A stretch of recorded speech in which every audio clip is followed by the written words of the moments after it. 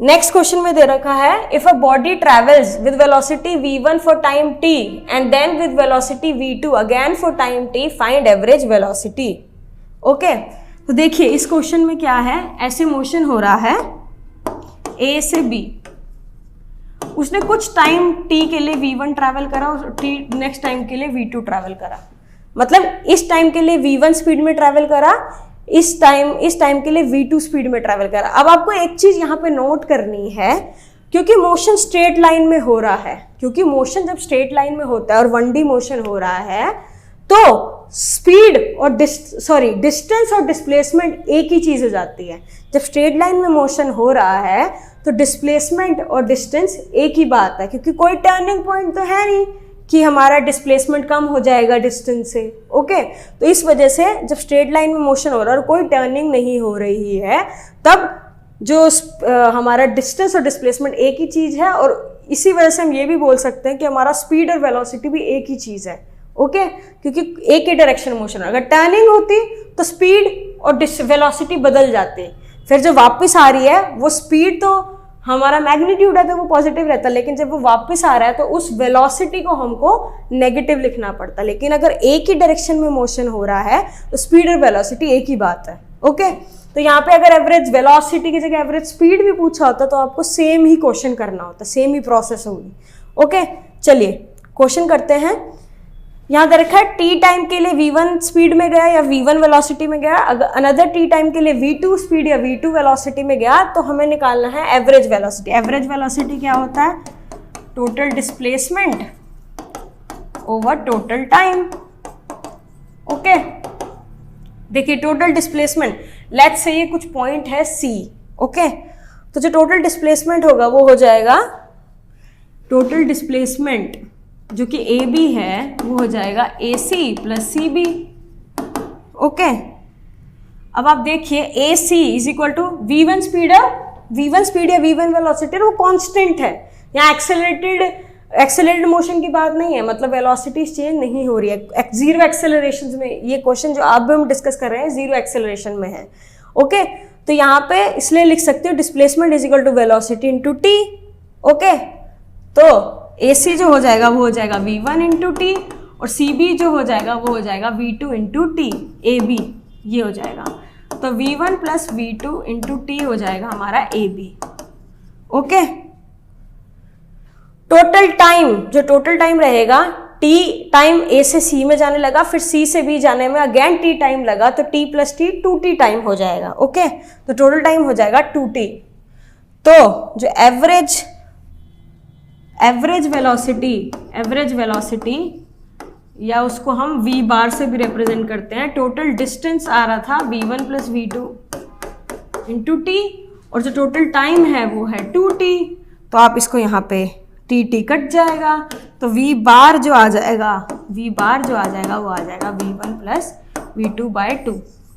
ये V1 V2 उसकी speed या वेलोसिटी है। ठीक है, अभी मैंने आपको बताया मोशन जब स्ट्रेट लाइन में हो, एक ही डायरेक्शन मोशन हो रहा है, कोई टर्निंग पॉइंट नहीं, तो वेलोसिटी और स्पीड एक ही चीज हो जाती है। तो V bar is equal to V1 plus V2 by 2। Okay, next question है if a particle moves in a straight line in the same direction and covers first half displacement with velocity v1 and second half displacement with velocity v2, find average velocity। okay, find average velocity।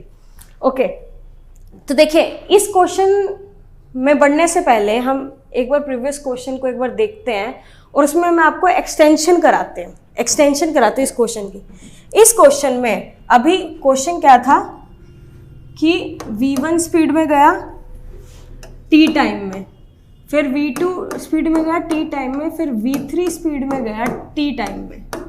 ठीक है, sorry हमने यहाँ तक पढ़ा था कि T time में ऐसे गया। अगर मैं सपोज ऐसे ऐड करती जाऊँ कि v4 स्पीड में गया टी टाइम में, तो हमारा जो फॉर्मूला रहेगा अगर इसी क्वेश्चन में एक्सटेंड कर दे, तो यहाँ पे जो डिस्प्लेसमेंट हो जाएगी वो v1 plus v1t plus v2t plus v3t plus v4t over t plus 4t हो जाएगा। तो इसका जनरल फॉर्मूला जो रहेगा, अगर जनरल फॉर्मूले की बात करूं, जनरल फॉर्मूला जो रहेगा फॉर n v4 v, अगर n बार टाइम t है, n बार, सपोज n बार टाइम t है, जैसे हमने 2 बार के लिए डिस्कस करा था, 2 वेलोसिटीज के लिए 2 बार tt टाइम था, सपोज n बार के लिए है, तो v बार जो हो जाएगा वो हो जाएगा v1 plus v2 up to vn over n, ठीक है ना। तो 2 बार के लिए यहाँ 2 है तो v1 प्लस v2 बाई 2, 3 बार के लिए v1 plus v2 plus v3 by 3, तो इसलिए n बार के लिए ये जनरलाइज्ड फॉर्मूला हो जाएगा v bar is equal to v1 plus v2 up to vn by n, ये जनरल फॉर्मूला हो जाएगा। ओके, चलिए अब इस क्वेश्चन को डिस्कस करते हैं। इस क्वेश्चन में भी हम कुछ ऐसा जनरलाइज, पहले इस क्वेश्चन को सॉल्व करेंगे फिर जनरलाइजेशन करेंगे, ठीक है।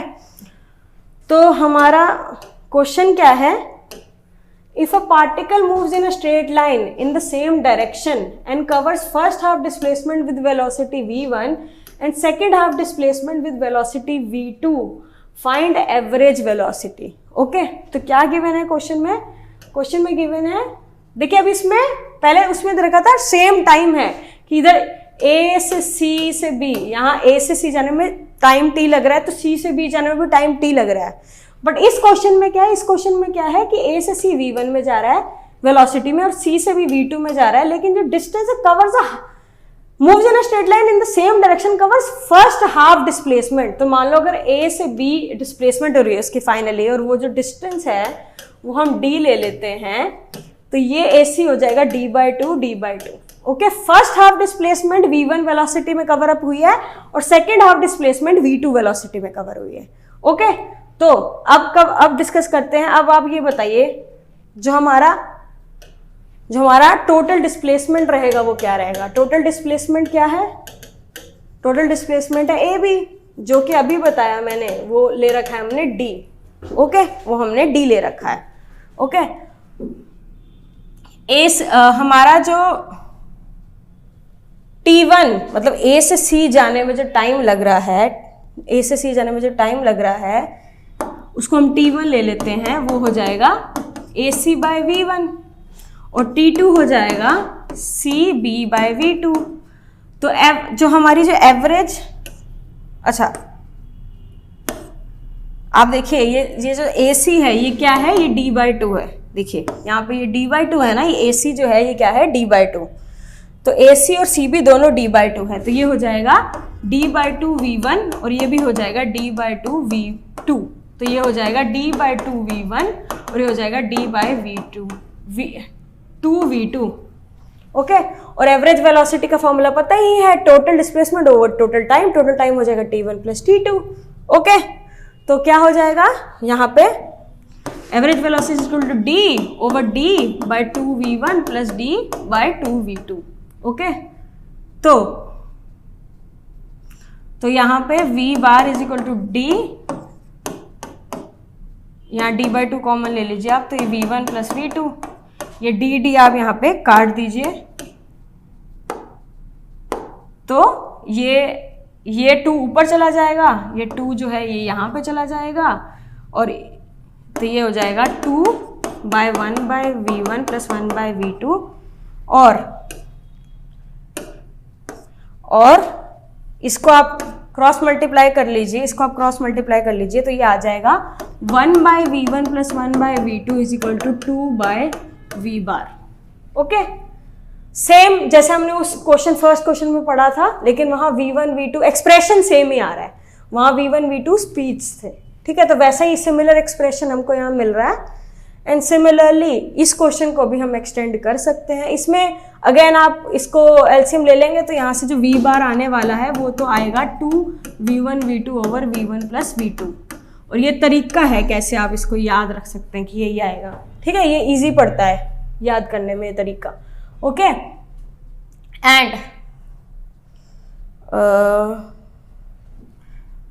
अगर हम इसको एक्सटेंड कर दें तो सिमिलरली अगर मैं 3 के लिए करूं, जैसे अगर मैं बोलूं, अगर इस क्वेश्चन में मैं ऐसे बोलूं कि V1 स्पीड मतलब टोटल जो डिस्टेंस है वो D ट्रैवल कर रहा है, इस क्वेश्चन को अगर हम चेंज कर देते हैं और यहाँ बोलूं कि D/3 और ठीक है, और ये V3 स्पीड है, ये कुछ कुछ ऐसे ले लेते हैं points B, C, D। Okay, तो V1 स्पीड A से B V1 स्पीड में गया, B से C V2 स्पीड में गया, C से D कुछ V3 स्पीड में गया, और ये यानी कि D/3 इक्वल डिस्टेंस ट्रैवल कर रहे हैं, बट इक्वल डिस्टेंस या इक्वल डिस्प्लेसमेंट ट्रैवल कर रहे हैं, बट डिफरेंट वेलोसिटीज में ट्रैवल कर रहे हैं। तो यहाँ जो आंसर आ जाएगा वो आ जाएगा 3/v bar is equal to 1/v1 plus 1/v2 plus 1/v3। इसी तरह अगर n के लिए तो हमारा जो आंसर आ जाएगा n/v1 is equal to 1/v1 plus 1/v2 plus 1/v3 up to 1/vn। Okay, तो ये हमारा जनरलाइज फॉर्मूला हो जाएगा n/v bar is equal to 1/v1 plus 1/v2 plus 1/v3 up to 1/vn। Okay, चलिए नेक्स्ट क्वेश्चन डिस्कस करते हैं। Question दे रखा है a car accelerates from rest at a constant rate alpha for some time after which it decelerates at a constant rate beta. अब देखिए ये question uniform accelerated motion का क्वेश्चन है, ठीक है। इसमें जो एक्सेलरेशन हो रही है वो यूनिफॉर्म हो रही है, मतलब कांस्टेंट एक्सेलरेशन है। ओके, रिटार्ड्स, अब देखिए starts from rest, accelerates from rest, मतलब रेस्ट से शुरू हो रहा है, मतलब वो रुका हुआ था, रेस्ट पे था, यानी कि इनिशियल वेलोसिटी हमको 0 गिवन है। ओके, कुछ एक्सेलरेशन हुई, फिर कुछ रिटार्डेशन हुई और फिर दोबारा रेस्ट पे आ गया। Okay, if the total time elapsed is capital T seconds, what will be the maximum velocity and total distance covered by the car? Okay, तो total distance covered by the car हमें निकालना है और V max निकालना है। देखिए, अब देखिए सिचुएशन क्या है, U इज इक्वल टू 0 पे हमारी बॉडी थी, मतलब इनिशियल वेलोसिटी 0 थी। क्या हुआ, कुछ एक्सेलरेशन हुई अल्फा कुछ टाइम तक, फिर कुछ एक्सेलरेशन हुई बीटा, मतलब रिटार्डेशन हुई, एक्सेलरेशन नेगेटिव एक्सेलरेशन हुई बीटा, रिटार्डेशन हुई ना डी एक्सेलरेशन हुई। ओके, या डी एक्सेलरेशन या रिटार्डेशन। तो सपोज इसको अगेन ए से बी गया है और सी पॉइंट ले लेते हैं कोई, तो यहां से यहाँ कुछ एक्सेलरेशन हुई, मतलब यू 0 पे था, 0 वेलोसिटी थी, फिर वेलोसिटी यहाँ इंक्रीज हुई होगी सी पे, और फिर सी के बाद जो वेलोसिटी है वो वी मैक्स यहाँ पे वेलोसिटी रीच कर गई। क्यों, क्योंकि इसके बाद वेलोसिटी डिक्रीज होने शुरू हो गई, यहाँ पे अगेन जो वेलोसिटी थी वो 0 हो गई। ठीक है, तो अगर हम अपना वीटी ग्राफ बनाते हैं तो वीटी ग्राफ कुछ ऐसा बनेगा कि वेलोसिटी 0 थी इनिशियली, ये टाइम ग्राफ, ये वेलोसिटी टाइम ग्राफ। देखिए वेलोसिटी इंक्रीज हुई, एक पॉइंट पे पहुंची और उसके बाद वेलोसिटी डिक्रीज होनी शुरू हो गई, ये वी मैक्स हो जाएगा। ओके, क्योंकि यहाँ पे जो वेलोसिटी है वो मैक्सिमम, वेलोसिटी इंक्रीज हुई, एक्सेलरेशन जो थी यहाँ पे अल्फा है, एक्सेलरेशन जो है उसका जो मैग्नीट्यूड है वो बीटा है। ठीक है वो नेगेटिव। ओके, जो मैग्नीट्यूड है उसका जो मैग्नीट्यूड है, मतलब सपोज अगर मैं बोलूँ यहाँ पे 5 है, तो यहाँ पे जो एक्सेलरेशन है उसका मैग्नीट्यूड तो 5 है, लेकिन उसकी जो डायरेक्शन है, या मतलब यहाँ पे रिटार्डेशन हो रही है। ठीक है, तो हम ऐसे भी लिख सकते हैं, इसको ऐसे भी लिख सकते हैं कि एक्सेलरेशन को अगर हमारा बीटा मैग्नीट्यूड है तो हम यहाँ पे ऐसे लिख देते हैं कि एक्सेलरेशन माइनस बीटा है। ओके, एक्सेलरेशन माइनस बीटा है यहाँ पे, और यहाँ पे अल्फा है। ओके, चलिए इधर से इधर जाने में एक्सेलरेशन पॉजिटिव है, और ऑफ कोर्स क्योंकि ये एंगल एक्स एक्सिस का जो एंगल है tan थीटा ये 90 डिग्री से कम है, तो tan थीटा पॉजिटिव है। इसका जो एंगल है ये हमारा ये 90 डिग्री से बड़ा है, तो ये tan थीटा जो है स्लोप है वो नेगेटिव है, तभी एक्सेलरेशन नेगेटिव है। ओके, तो ये वीटी ग्राफ हो गया हमारा। अब हमें क्वेश्चन में क्या चाहिए, क्वेश्चन में फर्स्ट चाहिए हमको मैक्सिमम वेलोसिटी, यानी कि वी मैक्स चाहिए। ठीक है, हमको वी मैक्स चाहिए। तो अब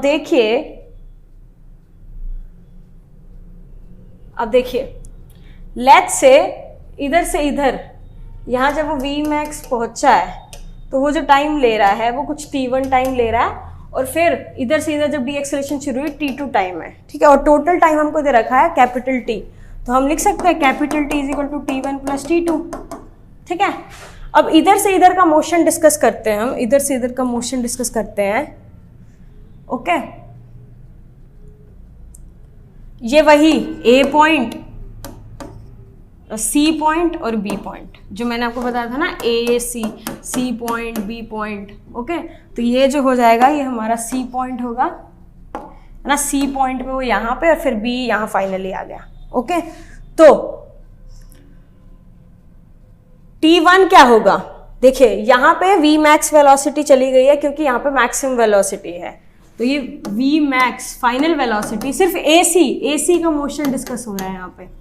AC के मोशन की बात करें तो V मैक्स जो कि V है यहाँ पे is equal to U plus AT। U यहाँ पे क्या है, U 0, तो 0 प्लस A, एक्सेलरेशन क्या है, अल्फा, तो अल्फा एक्सेलरेशन इंटू T1, तो V मैक्स क्या हो गया, अल्फा इंटू T1। ओके, ये AC मोशन की बात करी। अब बात करते हैं CB का जो मोशन हो रहा है उसकी बात करते हैं।